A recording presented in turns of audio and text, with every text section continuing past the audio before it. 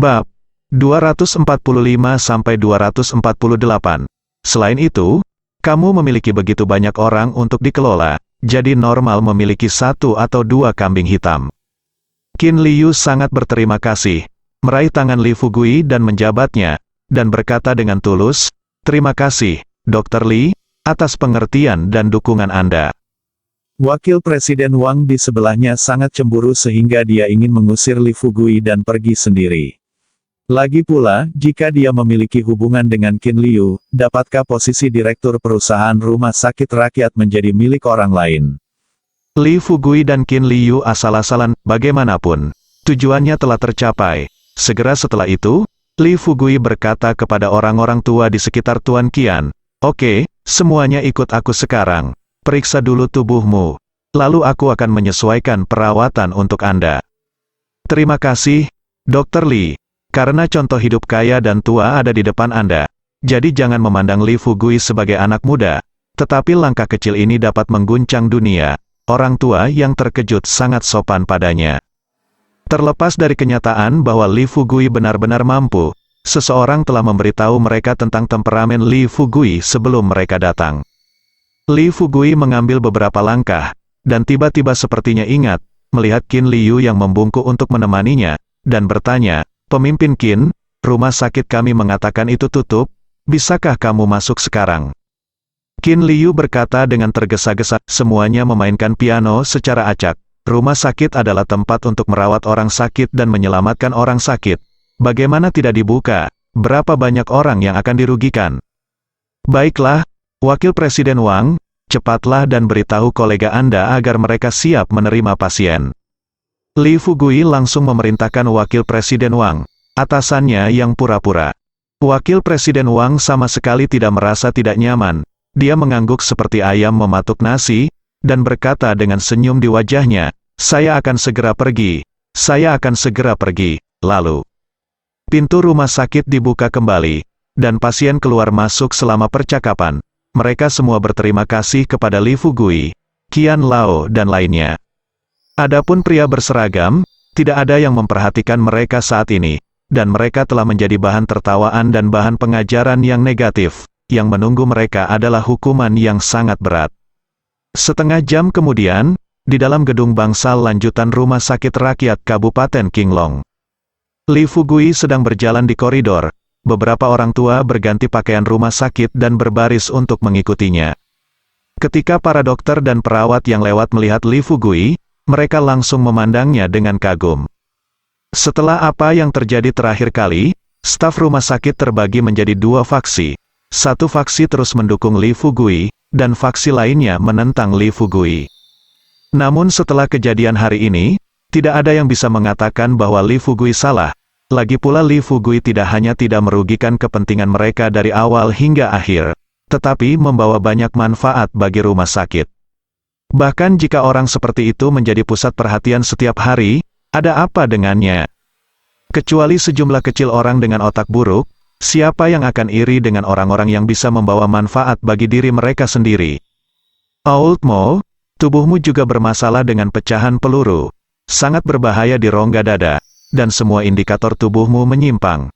Kamu harus minum obat dulu. Setelah obat habis, tubuh terserah standar sebelum operasi dapat dilakukan. Sambil menulis, Li Fugui berbicara dengan seorang lelaki tua yang terbaring di ranjang rumah sakit. Pria tua itu berkata dengan agak gugup, "Tuan Li, saya telah menemui banyak dokter sebelumnya, tetapi mereka mengatakan bahwa usia saya terlalu besar, risiko operasi sangat tinggi. Lebih baik tidak melakukannya. Apakah Anda yakin, Li?" Fugui menutup folder di tangannya dan berkata dengan serius, "Tuan Mo, semuanya berisiko, dan tidak ada kesuksesan 100%. Tetapi saya dapat menjamin bahwa saya akan melakukan yang terbaik untuk membuat Anda lebih baik." "Bagus, bagus, Dokter Ajaib Li, terima kasih, dan aku akan menyusahkanmu juga." Tuan Mo menghela nafas lega, santai, dan berkata dengan senyum di wajahnya, "Sebenarnya, jika bukan karena terlalu sakit, saya tidak ingin dioperasi. Dibandingkan dengan masa lalu, hidup saya sekarang jauh lebih baik, tidak ada yang tidak saya puaskan." Li Fugui tersenyum dan tidak berbicara. "Mo tua ini, yang statusnya tidak jauh lebih buruk dari Qian Lao. Juga seorang bos besar, tentu saja, dia harus melakukan yang terbaik untuk memperlakukan bos sebesar itu. Bahkan jika itu adalah bukan karena alasan lain. Meskipun demi keuntungan, itu harus sama. Terlebih lagi, di dalam hatinya, dia juga merasakan kekaguman yang besar terhadap para pahlawan yang membuang kepala dan darah mereka ketika mereka masih muda. Butuh waktu lama 2 jam penuh untuk. Li Fugui membuat setelah pemeriksaan yang cermat, dia memilah semua indikator fisik orang tua ini. Tuan Qian menemukan Li Fugui, dan bertanya dengan sedikit khawatir, Tuan Li, apakah ada masalah? Li Fugui berkata dengan wajah serius, Tuan Qian, saya tidak akan menyembunyikannya dari Anda. Kondisi fisik orang lain baik-baik saja. Jika Anda menebusnya, tidak ada masalah dengan operasi. Tetapi Tuan ini, Lu, kondisi fisiknya sangat berbahaya. Qian menjadi tegang, dan langsung bertanya dengan prihatin. Kesehatan Lu sangat buruk. Dr. Li, tolong beritahu saya, jika ada kesulitan, jika Anda dapat membantu, saya akan segera mengirim seseorang untuk melakukannya. Li Fugui berpikir sejenak, lalu berkata, pecahan peluru Tuan Lu ada di kepalanya. Merupakan keajaiban dia bisa hidup sampai hari ini. Pecahan peluru menekan sarafnya dan membuatnya menderita setiap hari. Ini sebenarnya overdrawing vitalitasnya. Jika prediksi saya benar, dia seharusnya tidak hidup selama setengah tahun. Tuan Li, Lao Lu menyelamatkan hidupku di medan perang sebelumnya, dan aku memiliki perasaan yang sama seperti kakakku. Kamu berjanji padaku bahwa kamu akan membantuku. Tuan Qian tiba-tiba menjadi lebih gugup, meskipun dia sudah cukup tua untuk melihat hidup dan mati. Itu hanya untuk dirinya sendiri, dan tentu saja dia tidak bisa menganggap enteng ketika dia memperlakukan orang yang dia sayangi. Li Fugui tidak bisa menahan tawa, dan berkata, Tuan Qian, saya baru saja mengatakan bahwa ada kesulitan, tetapi saya tidak mengatakan bahwa itu sama sekali tidak mungkin. Tuan Qian sudah mengenal Li Fugui sampai batas tertentu, dan setelah mendengar ini, dia langsung bertanya, anak laki-laki, katakan padaku, kondisi apa yang kamu miliki? Li Fugui merenung sejenak, lalu tiba-tiba berkata, Qian, aku tidak akan menyembunyikannya darimu.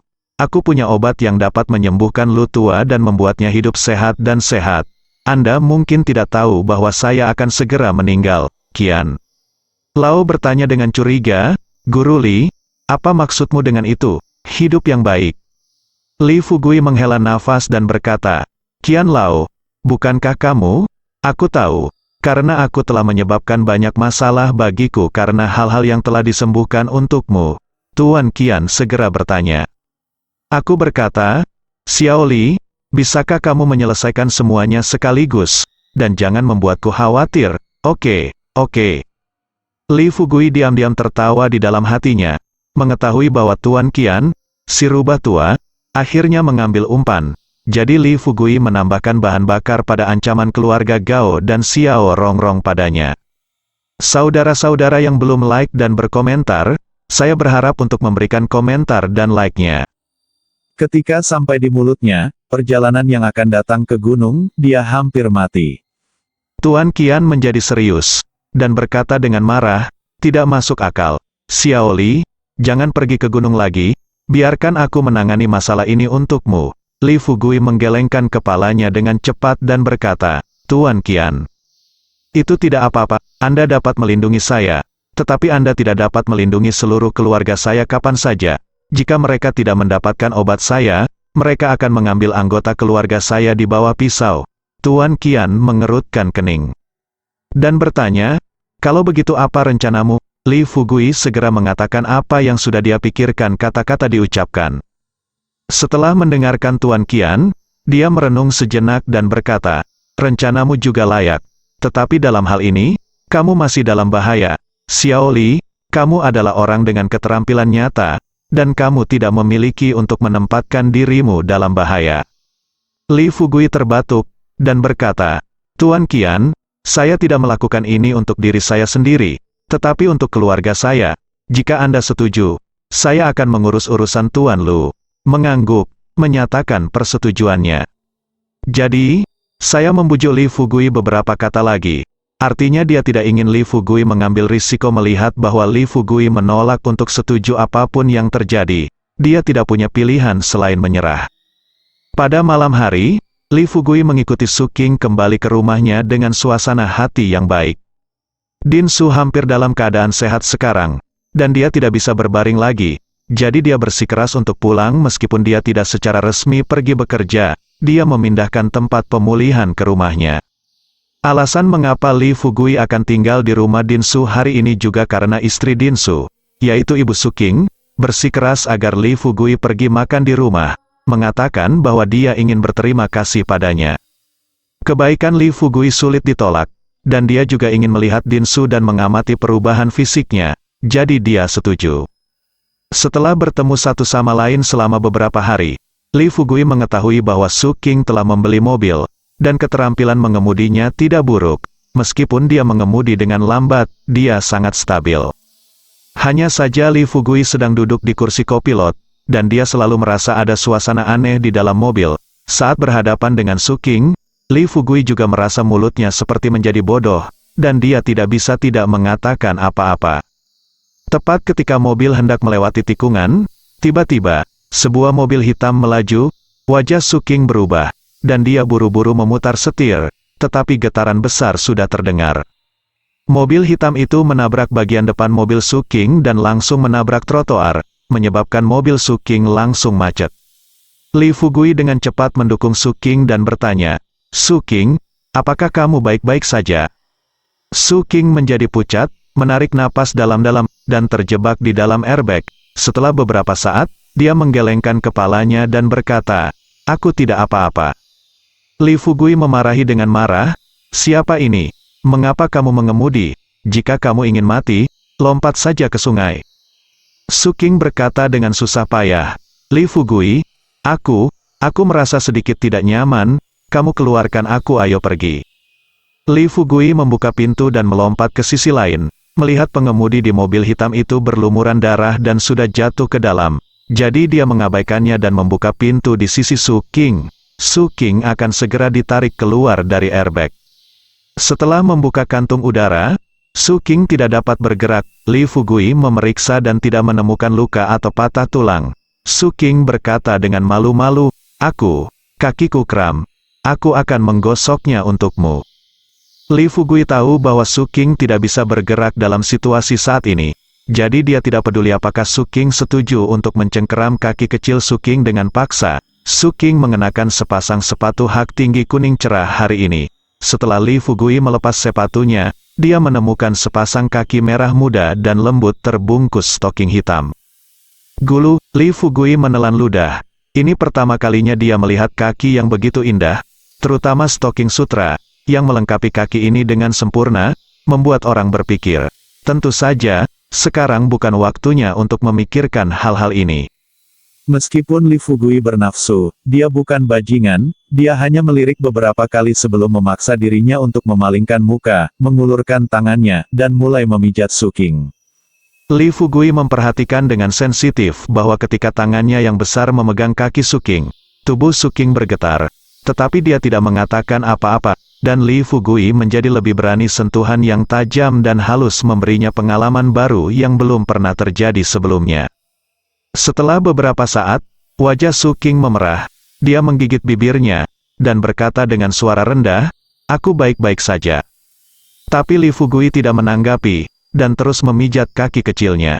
Setelah beberapa saat, Su Qing mendengus dingin dan berkata, "Li Fugui, apakah kamu suka menyentuh kakiku?" "Aku suka," Li Fugui menyeringai dan tanpa sadar menjawab. Setelah dia selesai berbicara, dia menyadari bahwa ada masalah, dan dia berhenti menyebut dirinya sendiri. Dia merasa malu, melepaskan tangannya dengan cepat, menatap wajah acuh tak acuh Su Qing, dan berkata dengan canggung, "Su Qing, jangan tangkap aku salah, aku tidak bermaksud apa-apa lagi."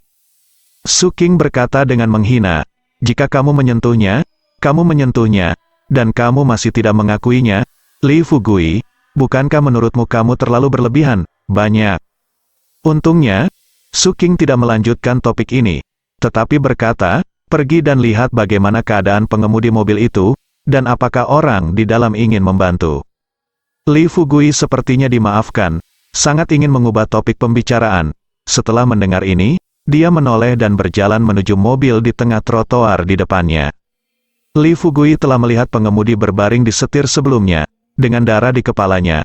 Melihatnya sekarang, bahkan melalui kaca, dia tahu bahwa pengemudi sudah mati dan tidak bisa mati lagi, di luar, dan tidak ada orang kalau tidak. Segera, polisi lalu lintas tiba di tempat kejadian. Setelah Li Fugui dan Su Qing membuat catatan, mereka juga meninggalkan unit kerja dan informasi kontak mereka, dan mereka dibebaskan. Bagaimanapun, ini bukan kasus pembunuhan, dan Li Fugui serta Su Qing juga menjadi korban, jadi tidak ada masalah. Setelah datang jauh-jauh ke rumah Dinsu, istri Dinsu sangat antusias dengan Li Fugui. Li Fugui awalnya berencana untuk membantu sesuatu, tetapi istri Dinsu mengusirnya dan Su Qing keluar, mengatakan itu biarkan mereka bicara baik-baik dan tinggalkan mereka dua orang tua sendirian. Li Fugui masih merasa sedikit malu, tapi Su Qing tanpa ekspresi, tidak tahu apa yang dipikirkannya. Setelah itu, Li Fugui memeriksa kembali tubuh Dinsu, dan setelah memastikan bahwa tidak ada bahaya tersembunyi atau masalah serius di tubuh Dinsu, dia tersenyum, karena kejadian Dinsu juga membuktikan bahwa obat mujarab itu memang kanker bisa ditanggulangi. Jika ini menyebar, sensasi apa yang akan ditimbulkannya? Tentu saja, Li Fugui hanya bisa memikirkan hal semacam ini dan merasa segar kembali. Bahkan jika dia diizinkan untuk menjadi pusat perhatian, dia tidak akan pernah berani melakukannya. Begitu orang mengetahui bahwa dia memiliki ramuan berusia 1000 tahun di tangannya, maka tidak hanya dia tetapi juga anggota keluarganya tidak akan pernah bisa hidup damai dalam kehidupan ini. Saat makan malam, istri Dinsu terus mengambil makanan untuk Li Fugui. Bahkan menanyakan kesehatannya, dia terlihat seperti sedang merawat calon menantunya, yang membuat Li Fugui merasakan banyak tekanan.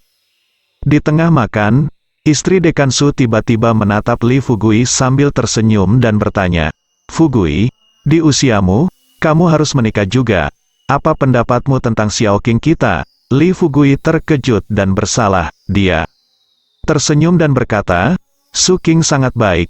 Tidak hanya dia cantik, tetapi dia juga sangat ahli dalam pengobatan."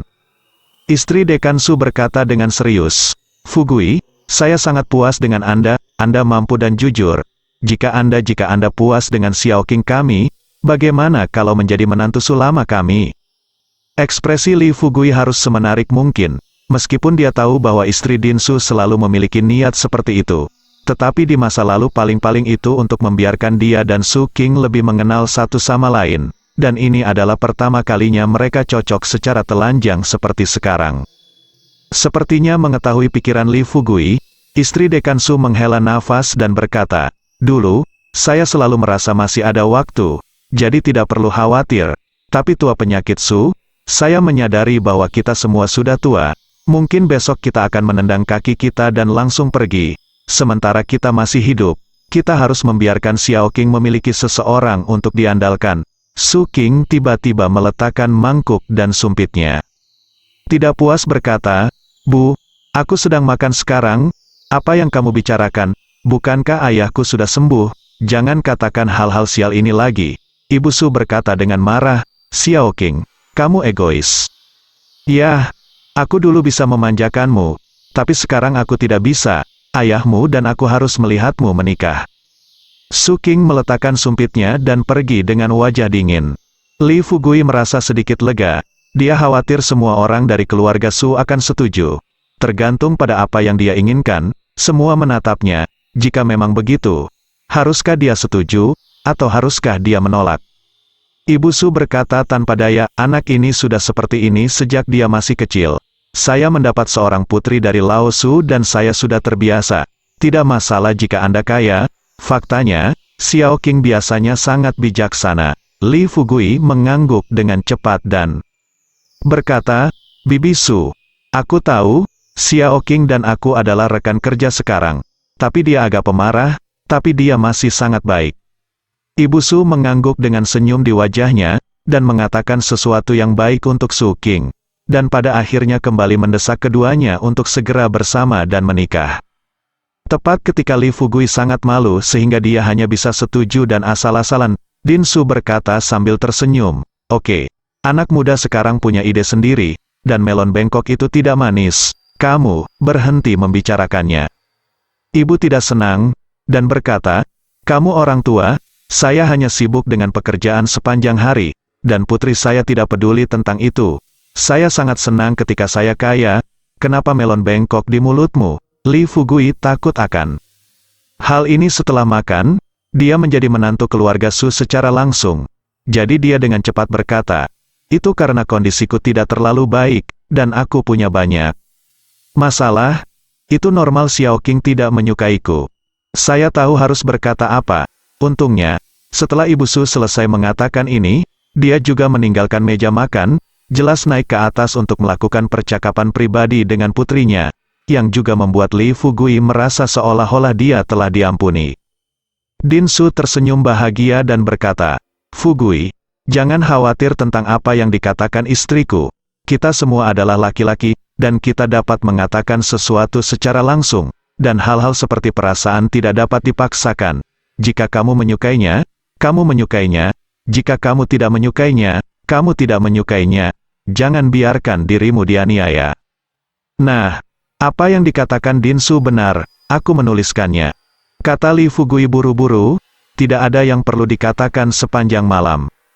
Di hari kedua, Li Fugui baru saja bangun saat menerima telepon dari Gao Zimin. Begitu telepon terhubung, kemarahan Gao Zimin yang rendah dan tertekan terdengar. Li Fugui, kamu telah melupakan semua janjimu kepada keluarga Gao kami, bukan? Kemana saja kamu? Mengapa kamu tidak kembali kemarin? Dia akan merasa tidak bahagia dengan segala cara. Dia mencibir dan berkata, Gao Zimin, saya bisa pergi kemanapun saya suka. Bisakah Anda mengendalikan saya? Gao Zimin tertawa aneh, dan berkata dengan nada dingin, Oke, berani bicara seperti itu padaku. Kamu berbaik hati. Jika tidak kembali hari ini, jangan salahkan aku karena menyerang keluargamu. Li Fugui berkata dengan dingin, jika itu masalahnya, aku jamin bahwa Millennium Ganoderma tidak akan pernah menjadi milikmu pada akhirnya, dan keluarga Gaomu akan menunggumu. Ayo dimakamkan bersama keluargaku. HMPH, kamu masih berani mengancamku? Mari kita tunggu dan lihat. Gao Zimin hendak menutup telepon dengan marah. Li Fugui berkata dengan dingin, tunggu, besok aku akan menunggumu di gunung. Jika kamu menginginkan ramuan berumur 1000 tahun, kamu bisa membawa seseorang ke gunung. Ikut ke gunung bersama kami. Suara Gao Zimin menjadi curiga. Li Fugui tidak menjawab kalimat ini. Sebaliknya, dia langsung menutup telepon. Di Villa Gao, Gao Zimin sangat marah hingga dia ingin menghancurkan ponsel itu berkeping-keping. Jika Li Fugui ada di depannya, dia akan memerintahkan seseorang untuk memukuli Li Fugui sampai mati. Lagi pula, di matanya, Li Fugui adalah orang yang malang, hantu yang malang. Apa haknya untuk menantangnya dengan nada seperti itu? Tetapi memikirkan ramuan berusia 1000 tahun, Gao Zimin dengan paksa menekan amarahnya, memegang telepon di tangannya, dan mengutuk dengan gigi terkatup, tunggu saja aku, setelah aku mendapatkan ramuan berusia 1000 tahun, aku ingin kalian semua untuk membantuku. Kedua putranya dimakamkan bersamanya. Hari ini, Li Fugui tidak melakukan apa-apa, jadi dia pergi ke rumah sakit untuk memberikan pemeriksaan ulang kepada rekan-rekan Qian Lao, dan menyesuaikan resepnya sendiri. Meskipun itu hanya butuh sehari, semua orang tua merasa sakitnya telah mereda banyak, sehingga mereka menjadi yakin akan keterampilan medis Li Fugui. Dengan premis ini, apapun yang ingin dilakukan Li Fugui di depan mereka, menjadi lebih mudah.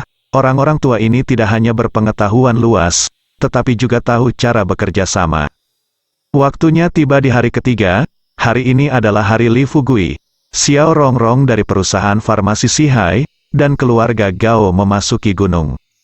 Ini juga merupakan hari dan kesempatan bagi Li Fugui untuk sepenuhnya menyelesaikan masalah yang disebabkan oleh Millennium Ganoderma Lucidum. Menurut rencana Gao Yunru, Li Fugui akan mengikuti Xiao Rongrong ke gunung kali ini. Jadi pagi-pagi sekali, Li Fugui pergi ke komunitas tempat dia melihat Xiao Rongrong terakhir kali. Dr. Li yang ajaib, kamu datang ke sini sepagi ini, Zhou Xiaoyu menatap Li Fugui dengan mata aneh. yang bahkan lebih rumit. Li Fugui mengangguk dan berkata, apakah ketua Anda ada di sana? Iya, Dr. Li, silakan masuk dulu. Saya akan memberitahu presiden kita Xiao. Zhou Xiaoyu pindah. Li Fugui mengangguk dan berkata, oke. Setelah berbicara, dia duduk di sofa di kamar. Setelah Zhou Xiaoyu menyajikan secangkir teh untuknya, dia memasuki kamar tidur utama di dalamnya. Setelah sekitar 2 atau 3 menit, Zhou Xiaoyu keluar lagi, memandang Li Fugui dan berkata, Tuan Li, Anda bisa masuk. Li Fugui mengangguk, tidak sopan, berjalan langsung ke pintu kamar, mendorong dengan ringan, pintu terbuka, dan dia masuk. Tata letak dan perabotan di kamar pada dasarnya sama seperti terakhir kali, bahkan badan batu giok di tempat tidur besar juga sama. Xiao Rongrong sepertinya baru saja bangun, dia menggeliat dengan malas, dan berkata, hantu sialan, kenapa kamu di sini sepagi ini? Li Fugui terkekeh, merasakan api yang membakar di dalam hatinya, dia membuka tirai tempat tidur, bergegas, dan berkata, saya khawatir Tuan Xiao akan merindukan saya, jadi saya datang ke sini lebih awal. Kamu, Xiao Rongrong tidak marah, tapi ekspresinya melembut. Dia mengulurkan lengan giok seperti akar teratai, dan menarik lengan Li Fugui, menarik Li Fugui ke bawah. Li Fugui juga tidak sopan, dia langsung merobek pakaiannya, lalu melompat ke atasnya. Zhou Xiaoyu sedang duduk di sofa di ruang tamu. Biasanya, dia mungkin melakukan hal lain untuk menghabiskan waktu, tetapi hari ini, dia merasa tidak bisa tenang dan tidak bisa melakukan hal lain. Karena di kamar tidur yang dipisahkan oleh dinding, sering terdengar suara ekstasi dan menusuk. Bahkan jika Zhou Xiaoyu adalah seorang wanita, dia tidak tahan sekarang, tetapi dia tidak berani pergi, jadi keadaannya saat ini dapat dikatakan tersiksa. Dan dengan berlalunya waktu, setelah 3 jam penuh, Zhou Xiaoyu sudah mulai membayangkan bahwa Li Fugui bukanlah manusia, melainkan sapi yang kuat. Setelah 4 jam penuh, Li Fugui berjalan keluar ruangan dengan puas. Ketika Zhou Xiaoyu melihat mata Li Fugui, seolah-olah dia tersengat listrik, dia menjauh dengan panik, tetapi wajahnya memerah. Li Fugui tersenyum, dan berkata, Zhou Xiaoyu, Tuan Xiao akan membutuhkan waktu, Anda pergi dan membuat semua orang yang akan memasuki gunung cemas. Zhou Xiaoyu mendengus dan berkata, Tuan Li, saya bukan bawahan Anda, masalah ini hanya bisa diputuskan oleh kami, Tuan Xiao, jadi jangan salahkan saya. Li Fugui berkata dengan ceroboh, apa yang saya katakan adalah apa yang Anda katakan, Tuan Xiao, jika Anda tidak pergi, saya akan membiarkan Anda Tuan Xiao memberimu dipecat. Zhou Xiaoyu memelototi Li Fugui dengan marah, menginjak sepatu hak tingginya dan pergi, jelas berniat mengikuti kata-kata Li Fugui. Sekitar 1 jam kemudian, 2 van hitam melaju di jalan yang luas. Mobil pertama adalah Li Fugui, Xiao Rongrong, dan Zhou Xiaoyu. Selain mereka bertiga, ada juga seorang pengemudi dengan wajah tenang di dalam mobil, sedangkan mobil di belakang pada dasarnya adalah pembantu Xiao Rongrong. Tujuannya, salah satunya untuk menangani keluarga Gao, untuk mencegah ayam bertelur pada akhirnya. Adapun alasan kedua, selain jumlah orang yang banyak, tentu saja ada ide untuk memaksa Li Fugui untuk kirim. Li Fugui harus menghela nafas dengan emosi, meskipun wanita ini Xiao Rongrong terkadang bodoh, tetapi sebagian besar waktu, dia sangat pintar, bahkan Zhou Xiaoyu tidak bisa dibandingkan dengan wanita ini. Sepertinya dia berpikir bahwa dia akan menemukan Ganoderma lucidum yang berusia 1000 tahun. Atau mungkin dia baru saja diberi makan oleh Li Fugui. Kulit Xiao Rongrong berseri-seri, dan mata Phoenix-nya bersinar, memberi orang perasaan anggun dan mewah. Li Fugui bahkan memiliki ilusi bahwa temperamen Xiao Rongrong sama sekali tidak seperti bos perusahaan farmasi. Li Fugui tidak bisa mengatakan dengan tepat seperti apa, lagi pula, dia masih sangat asing dengan dunia itu. Fugui, jika kamu bisa membantuku kali ini, aku akan mengurus semua bahan obatmu, dan kamu tidak perlu melewati tangan Gao Yunru, jadi kamu bisa menghasilkan lebih banyak uang. Momen yang lebih kritis, semakin banyak sikap Xiao Rongrong menjadi baik, dan bahkan mengembalikan sedikit rasa manis. Li Fugui sedikit tersenyum, menggelengkan kepalanya dan berkata, Rongrong, Aku tahu kebaikanmu, tapi tolong maafkan aku karena tidak menerimanya. Wajah Xiao Rongrong menjadi gelap, dan berkata, mengapa, apakah kamu tidak ingin menghasilkan lebih banyak uang? Atau apakah kamu menyukai Gao Yunru wanita itu? Li Fugui menghela nafas, dan berkata, Rongrong, kemana kamu ingin pergi?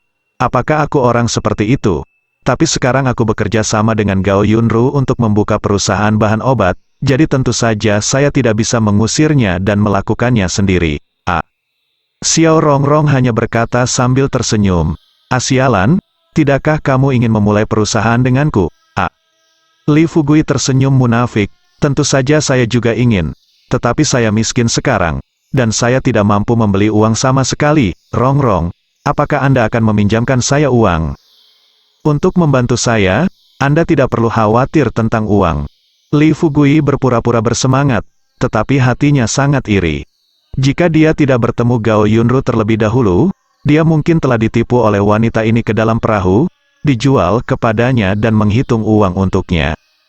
Meskipun mereka tidak akur untuk waktu yang lama, Li Fugui telah menemukan bahwa wanita ini tidak hanya sangat pintar, tetapi juga memiliki mulut yang tajam.